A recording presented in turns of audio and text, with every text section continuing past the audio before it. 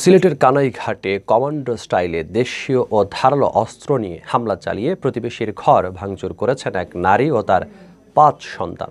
এ ঘটনায় পুলিশ হামলায় নেতৃত্বদানকারী ওই নারী এবং ৪ মেয়ে এবং এক ছেলেকে গ্রেফতার করেছে। বসতঘরে হামলার ভিডিও সামাজিক যোগাযোগ মাধ্যম ফেসবুকে ভাইরাল হলে শনিবার বিকেলে পুলিশ অভিযান চালিয়ে তাদেরকে গ্রেফতার করে।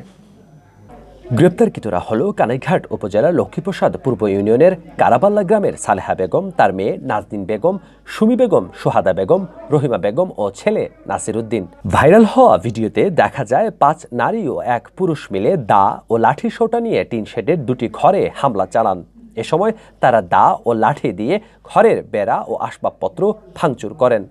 স্থানীয় সূত্র জানায়, কারাবাল্লা গ্রামের মৃত আব্দুল নূরের স্ত্রী সালেহা বেগমের সাথে দীর্ঘদিন ধরে বসতবাড়ির জায়গা নিয়ে তার ভাসুর মৃত তবারিকালের ছেলে মঈনুদ্দিন লুতু ও মঈনুল ইসলামদের সাথে বিরোধ চলে আসছিল। এ নিয়ে আদালতে পাল্টাপাল্টি মামলাও রয়েছে। কয়েকদিন আগে বিরোধপূর্ণ জায়গা থেকে কয়েকটি গাছ বিক্রি করেন সালেহা। শ্রমিকরা গাছ কাটতে আসলে তার ভাসুরের ছেলেরা বাধা দেন। এর জের ধরে শুক্রবার বিকেলে সালেহা বেগম ও তার ছেলেমেয়েরা দা ও লাঠি সোঁটা নিয়ে মঈনুদ্দিন লুতুর ঘরে হামলা চালিয়ে ব্যাপক ভাঙচুর চালান। এ ঘটনায় শনিবার মঈনুদ্দিন বাদী হয়ে থানায় মামলা দায়ের করেন।